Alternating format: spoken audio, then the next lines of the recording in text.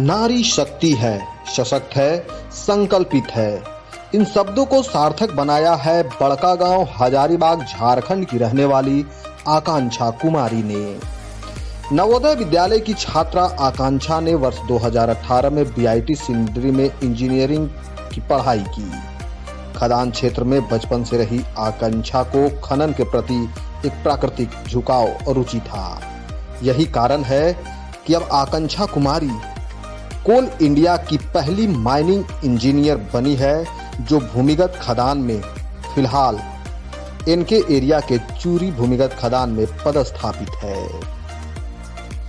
आकांक्षा कुमारी की इस उपलब्धि पर प्रधानमंत्री नरेंद्र मोदी सहित कोयला मंत्री ने भी उन्हें बधाई दी है।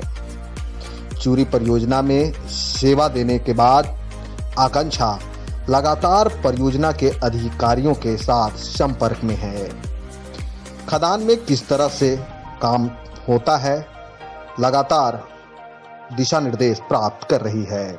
इससे पहले भी आकांक्षा हिंदुस्तान जिंक लिमिटेड राजस्थान के बलरिया खदान में भी सेवा दे चुकी है।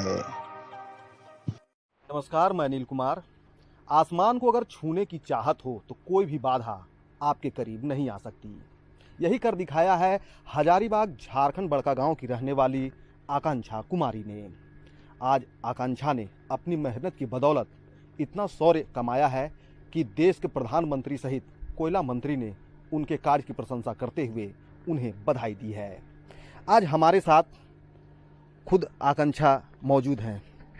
क्या कहना चाहिएगा अपनी इस उपलब्धि पर?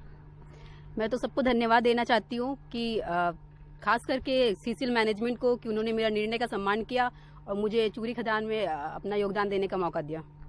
कैसे संघर्ष की कहानी शुरू हुई, क्या इच्छाएं थी आपकी?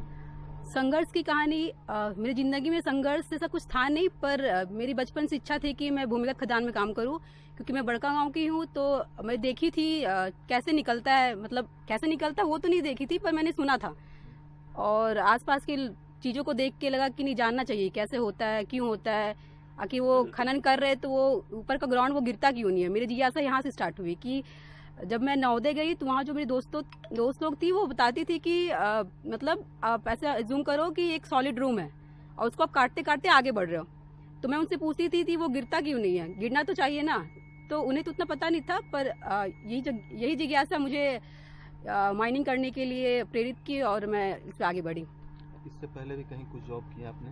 हाँ, मैं हिंदुस्तान जिंक लिमिटेड में बलरिया माइंस में 3 साल काम की हूँ और वो भी अंडरग्राउंड मेटल माइंस था और वहाँ भी बहुत अच्छा एक्सपीरियंस रहा। वहाँ के लोगों ने बहुत मदद की और मेरे लिए बहुत, मतलब वहीं से मेरी शुरुआत हुई कहा जाए तो भूमिगत खदान की, लेकिन वो मेटल माइंस था और ये कोल माइंस है। खदान जमीन के अंदर काम करना मजदूरों के साथ कैसा अनुभव रहता है खदान के अंदर? ये बहुत अच्छा अनुभव रहता है, मतलब आप इसे शब्दों में बयां ही नहीं कर सकते।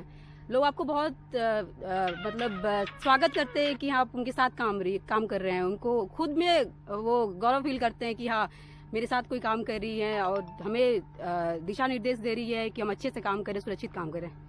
सुरक्षा के दृष्टिकोण से ओपन कास्ट के साथ साथ अंडरग्राउंड माइंस में क्या डिफरेंस लग रहा है? सबसे बड़ा जो मेन डिफरेंस होता है कि आप ओपन कास्ट में सब चीज़ खुली है, आपको ये डर नहीं है कि आपके ऊपर से कुछ गिरेगा। लेकिन जो मेन हजार्ड होता है अंडरग्राउंड का कि यहाँ पे डर है कि आपके ऊपर से कुछ गिरेगा, आपके साइड से कुछ गिरेगा।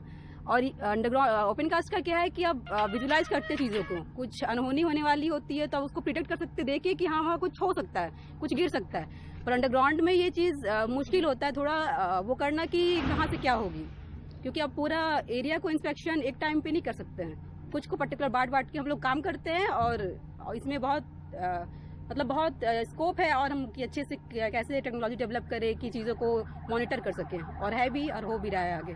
कोल इंडिया की सीसीएल इकाई की सबसे बेस्ट माइंस कहा जाता है चूरी को। यहाँ के अधिकारियों से कितना आपको सहयोग मिल पा रहा, कैसे हैं यहाँ के लोग? यहाँ के लोग बहुत अच्छे हैं। मैं बहुत खुश हुई कि पहले तो मुझे खुशी हुआ कि मैं वापस अपने क्षेत्र में आ गई, फिर खुशी हुआ यहाँ के लोगों से मिलके। हमारे पीओ साहब बहुत अच्छे हैं, मतलब सब लोग बहुत अच्छे हैं, सब लोग बहुत कोऑपरेट करते हैं और मुझे मोटिवेट करते हैं कि मैं आगे आके लीड करूँ। और कल ही जैसे कि मैं बताऊँ आपको, कल सुबह में मैं जब ऑफिस आई तो मैं लोगों के साथ बातचीत की, लोगों को सेफ्टी टॉक दी। तो ये इनके साइड से इन्होंने बहुत एफर्ट लग रहा है कि मैं आगे जाऊं और अच्छा करूं। क्या कहना चाहिए देश की बेटियों को कि खनन क्षेत्र में वो आगे आए? मैं तो उनका और अपने सीसीएल परिवार से, सीआईएल की तरफ से कहती हूँ कि वैकेंसी आ रही है, वो भी आए हमारा साथ दे नया इतिहास लिखने में। सर्कुलर जारी होने के बाद देश के प्रधानमंत्री के द्वारा जो आदेश जारी किया गया था कि खनन क्षेत्र में खदानों के अंदर अब महिलाएं भी काम कर सकेंगी, उसी बीच आकांक्षा की जो पोस्टिंग हुई है सीसीएल के एनके एरिया के चूरी भूमिगत खदान में हुई है। यह पूरी तरह से मैकेनाइज्ड मशीन है। तो कहीं ना कहीं आकांक्षा यहाँ पर आई है और खनन के साथ साथ यहाँ के अधिकारियों के साथ उनका कैसा समन्वय है और यहाँ के अधिकारियों को अब कैसा लग रहा है, क्योंकि ये अब आकांक्षा कोल इंडिया फेमस बन चुकी है। तो सर क्या कहिएगा आकांक्षा जैसी? हम लोग के लिए, चूरी पूरे परिवार के लिए आज का जो अवसर है वो काफ़ी गौरवान्वित करने वाला है और आकांक्षा का स्वागत चूरी पूरे सब परिवार की तरफ से मैं पुनः करता हूं। और आकांक्षा में एक चीज़ है कि जब पहली बार ज्वाइन करने आई हमसे बात हुई तो हमने पाया कि इसमें काफ़ी एनर्जी है और काफ़ी मोटिवेटेड भी है काम करने के लिए। ऐसा लग नहीं रहा था कि यह इंडस्ट्री ऐसा है जिसमें महिलाएं कम आती हैं, बल्कि 2019 के पहले तो अलाउ भी नहीं थे अंडरग्राउंड में। लेकिन 2019 के कानून बनने के बाद सरकार की पॉलिसी के कारण अब इस इंडस्ट्री में भी महिलाएं पुरुषों की तरह ही कार्य करेंगी। इसका साक्षात अनुभव हम लोगों ने किया है इनके साथ में और आकांक्षा काफ़ी अच्छा करेगी, ऐसी शुभकामना पूरे परिवार की, चूरी परिवार की तरफ से हम लोग देते हैं। और जब ज्वाइन की तो सबसे बड़ी बात चूरी के लिए हुआ कि चूरी हर आयाम में आगे है। सीसीएल की अग्रणी अंडरग्राउंड माइन है, उसमें भी एक आकांक्षा के कारण एक और इसके ताज में एक और नए हीरे लग गए हैं। इससे भी बहुत बड़ी खुशी हो रही है।